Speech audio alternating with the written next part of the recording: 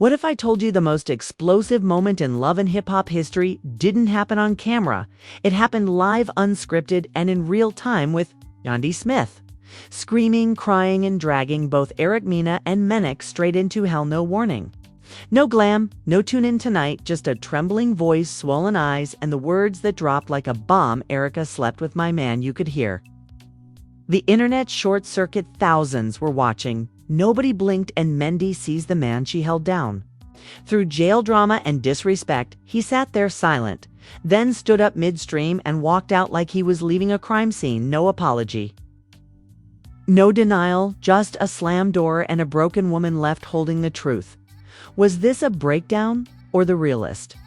Confession reality TV never aired receipts. Oh, she brought deleted messages, backed up voicemails, even hotel security footage, and just when you thought it couldn't get messier, Erica herself chimed in with the most disrespectful message we've ever seen. This wasn't a fight. This was a digital assassination, and trust. We've got the whole thing. Buckle up, because this live meltdown just turned into a full-on war. It started with a simple ping. No promo, no teaser, no filter, just a shaky live-in notification on Instagram that sent thousands sprinting into chaos. Yandy Smith, bare-faced hair streaked and visibly shaking, stared into her front-facing camera like she had seen a ghost, and then without a single ounce of hesitation, she said the words that froze every single viewer in place. Erica slept with my man. The chat went silent for a full 3 seconds. Nothing moved, no comments, no likes, no emojis, just stunned silence, and then pandemonium. Within minutes, the live was packed with tens of thousands of viewers. People started screen recording like their lives depended on it. Gossip blogs got tagged, fan page posted timestamps. The Shade Room comment section exploded. Yandy didn't hold back. She wasn't composed, she wasn't rehearsed, she was wrecked. And right beside her, arms crossed, eyes low, sat Mendeecees Harris, the very man she was talking about, the man who had built a decade-long, genius family man redemption story. Doing husband was no center stage in a cheating scandal, so messy, even VH1 couldn't script this kind of betrayal. You going to sit there and act like it didn't happen? She snapped. Mendeecees didn't flinch, didn't blink. Just sat there looking at the floor like the guilt was pulling him down by the throat. Let's back up. For a second, this wasn't just a normal love and hip-hop spat. This was war, a betrayal that had been simmering under the surface for months, not years, according to Yandy. She'd had suspicions ever since a cast trip that never made it to air.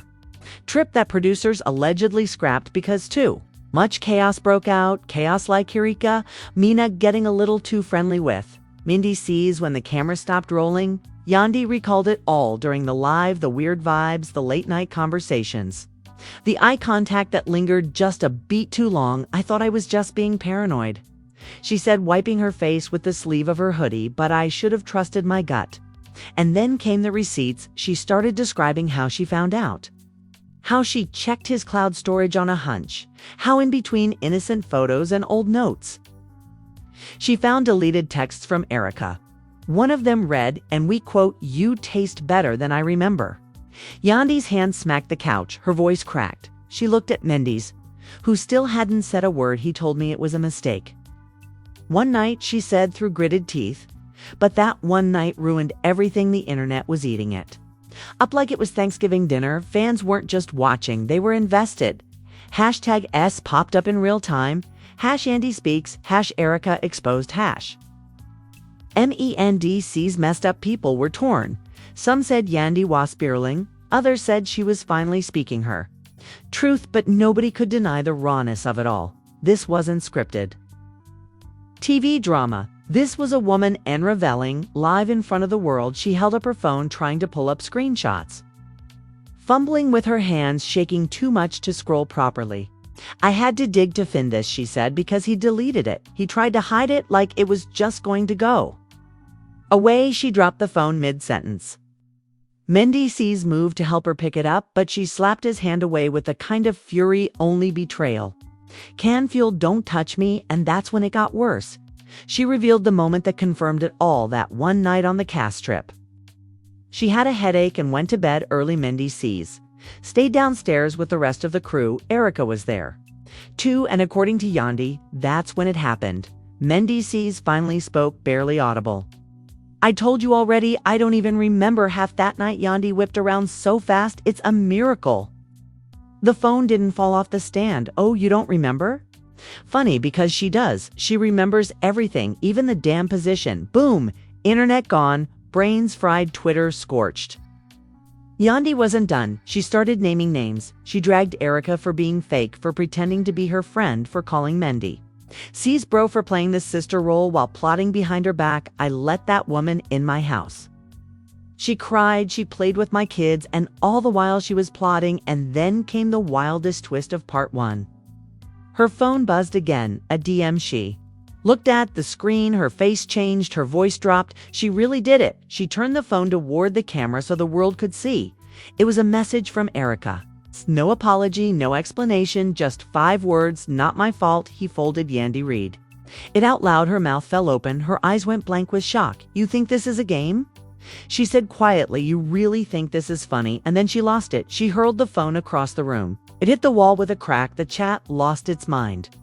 Mendy stood up. The man didn't say a word, didn't apologize, didn't defend himself. He just looked at her one last time and walked off. Kamrat's door closed behind him with a soft but final thud.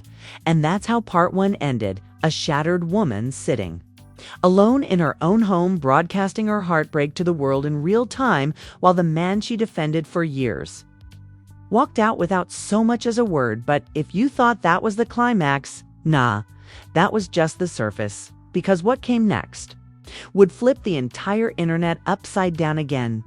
The door had just clicked shut behind Mendeecees. But Yandy didn't flinch. Her body was frozen, eyes wide, hands trembling in her lap. The entire livestream hung in suspense, tens of thousands of viewers sitting on the edge of their seats, unsure. She was about to break down or break something, and then quietly she whispered, "Wow, so that's it? You just walk away?" It wasn't a question, it was a realization. A gut punch. A woman watching the man she stood beside through everything: prison, infidelity, termers, child support cases, lawsuits, walk away like her tears were just background noise.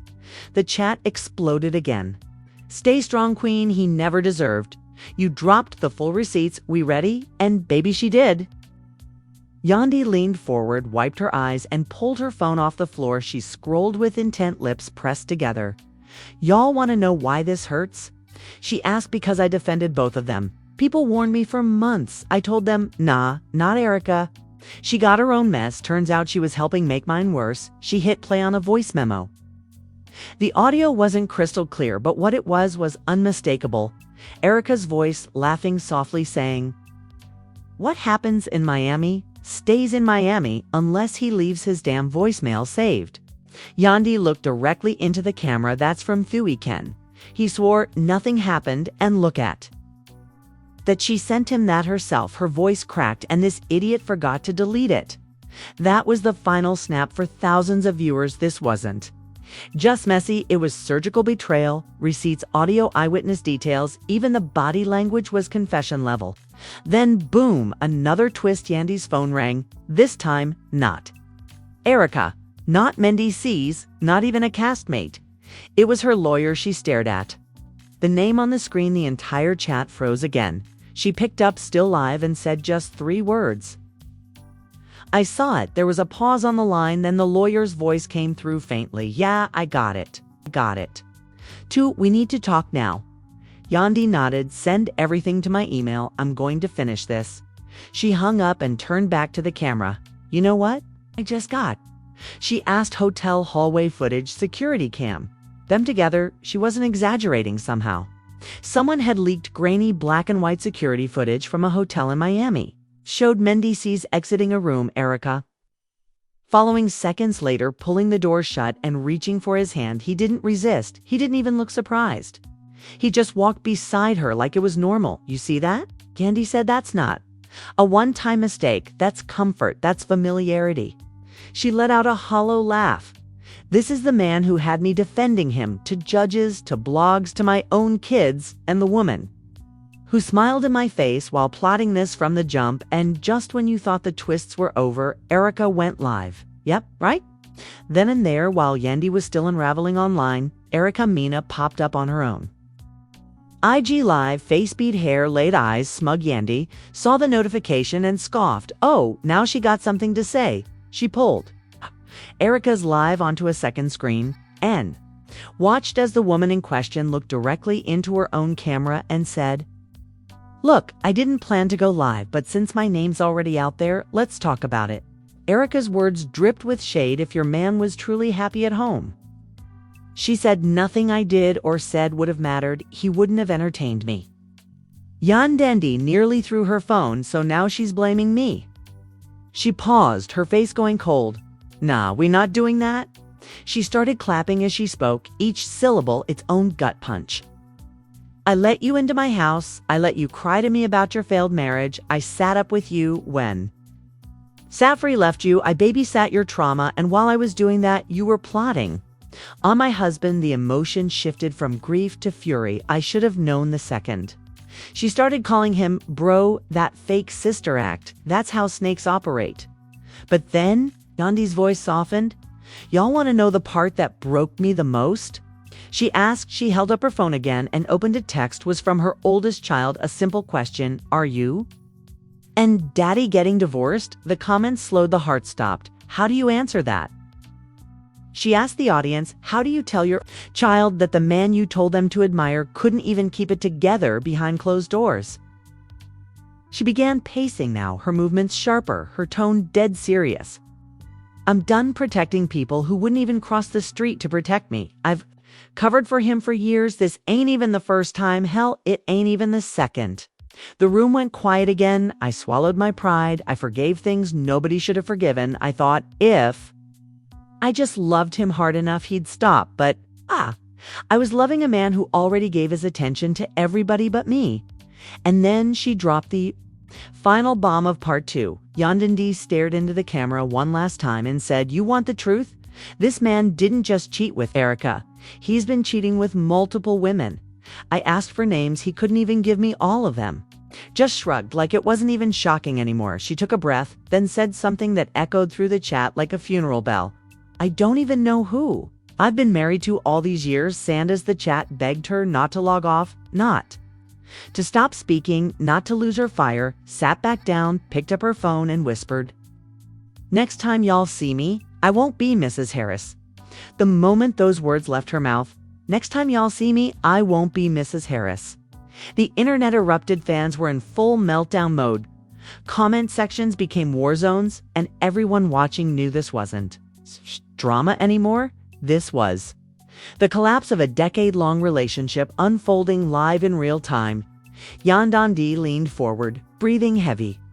You could see her chest rising with every inhale, like she was trying to keep from falling apart all over again. But she didn't cry this time. She didn't shake. Something inside her had shifted. That wasn't heartbreak on her face anymore. That was clarity. Her phone buzzed again. Another call. This time, Mama D Yandy answered with a tired, hey girl, what the hell is going on? I woke up and you all over my damn timeline.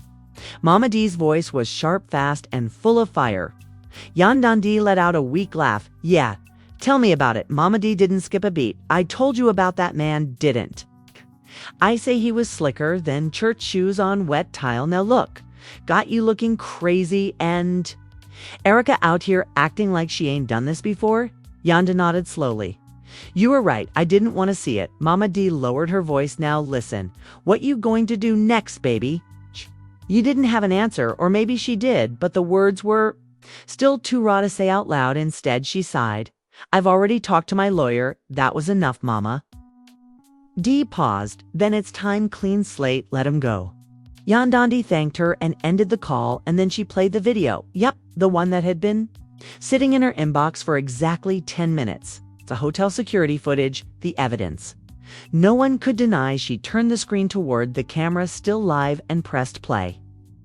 The grainy clip showed a hallway, dimly lit. Mendeecees stepped out of her room, first adjusting his shirt. Moments later, Erica followed, hair down, no shame, no hesitation. She reached for his hand. He didn't flinch, he didn't pull away. They walked together. Quietly, like they'd done it 100 times before. Yandy paused the video and stared into the camera. That's what betrayal looks like. No theatrics, no music, just cold, hard proof. I gave this man my life, my loyalty, my name, and this is what he was doing, behind my back. Then she dropped the one line that sent the chat into cardiac arrest, and this wasn't even the first woman he did it with. While I was raising his kids, the comments were now flying faster than the screen could keep up. Yandy Ben holding this in, girl. Go file now, Erica is done. Done. Drop the names. Yandy didn't stop. She opened a folder on her phone labeled backed up. She scrolled receipts, screenshots, dates, voicemails, deleted messages, hotel confirmations, even Uber ride summaries. I kept quiet to protect him. She said I didn't want to embarrass him. I didn't want to break my family, but the truth, he brought it all by himself. She revealed that months ago she found out about another woman, someone from the crew, someone with a husband of her own. I reached out to her, and you know what she said? I didn't know you two were still together. Yandy shook her head because that's what he does. He plays victim, makes it look like he's single. It's just long enough to get what he wants and then walks away before the truth catches up. And now it had just then another notification popped up. Erica. Again, this time a video call. Yandy hesitated, her jaw clenched. Her finger hovered over the decline button, but she didn't decline. She picked up Erica's face filled the screen's smug calm, like she hadn't just detonated a bomb inside someone's home. You look tired, Erica said. With a fake smile, rough night. Yandy's face didn't move. You really want to do this? Now Erica leaned in closer to the camera. You started this. When you said my name, don't act surprised. I'm here. Yandy scoffed. You blew up my family. Erica rolled her eyes. Please, if your man was loyal, this conversation wouldn't be happening. Yandy's voice lowered. You think this is funny? No, Erica replied. I think it's pathetic. You want sympathy from the same people. You used to lie too about how perfect your marriage was, girl. By the call ended just like that, Yandy stood up and began pacing. That woman is sick, and trust me, this is far from over. Then came the final twist. Her phone buzzed, this time from Mendeecees. She didn't answer. She turned to the camera and said, you don't get to blow up my life, disappear, and then call when the pressure hits. You had your chance, you blew it. She took a breath, studied herself, and then did something that made everyone watching stop breathing. She took off her wedding ring, held it up to the camera, and dropped it on the table. The clink was louder than any scream she'd let out all night. I'm done. The chat was in meltdown, people crying in the comments, celebs reposting the live memes already forming, and just when she was about to end the stream, she said, I'm doing an exclusive full story. No edits, no AR, just truth. And then she ended the live, but the storm was far from over. Aftermath and fallout that same evening. Yandy's press team released a statement confirming she had filed for separation and would be pursuing legal options regarding public defamation and emotional distress. She was also considering filing a cease and desist against Erica for harassment and interference with family's social media. Exploded with hashtags, #TammyAndy, #EricaAim. Is canceled, #FreeAndy. From Mount Healy, 7 celebrities were jumping in. Tammy Rivera tweeted, I knew it, always trust your gut, sis Candy. Boris posted a clip from the live with the caption, respect is louder than love. Meanwhile, Mendeecees posted a black screen on his IG story with the words, I failed, I lost everything, too little, too late. Erica, on the other hand, doubled down. She posted a mere selfie captioned, you can't ruin what's already rotted. The comments turned vicious. Even some of her own followers turned against her. Endorsement deals were pulled. Reality producers distanced themselves. Showrunner meetings got canceled. Meanwhile, Yandy booked an exclusive sit-down interview with a major outlet. Simple background, no tears, just truth, calm, focused, and unshakable, she said. I believed in him, but I won't bleed for someone who keeps cutting me. By the end of that week, Yandy's follower count doubled, her brand deals surged. She launched a foundation for women recovering from emotional abuse. And Mendeecees, spotted alone, No ring, no camera crew, no Erica. And just like that, one night, one life, one truth bomb after another, and a legacy built on love, family, and forgiveness turned to ash. So now we ask you, where do we even go from here? Yandy didn't just drop a bomb, she dropped the whole war receipts delivered, lies exposed, marriage destroyed. And the world's still trying to process what just happened live on screen in front of millions? But here's what we want to know. Who do you believe was Erica really the villain in this story, or just another symptom of a relationship already falling? A part was Mendeecees manipulated, or did he show the world who he's truly been all along? And Yandy, was this the strongest moment of her life, or the breaking point that should have come years ago? One thing's for sure, this wasn't reality TV, this was reality period, and it's messier, raw, and more devastating than anything VH1 could ever air. So drop your thoughts in the comments. Are you Team Yandy, Team Mendeecees, or Team they both knew what they were doing? Should Erica be cut off from love? And hip-hop for good ends hold Yandy. Walk away or keep fighting for the family she built. We read every comment and trust your opinion matters. If you want more real, raw, unfiltered tea like this, hit that like button, subscribe, and smash that notification bell, because this isn't over, not by a long shot. More footage is leaking, more voices are coming forward, and the full truth, it's just getting started. Stay tuned, stay locked in, and most importantly, stay ready, because this drama ain't done cooking.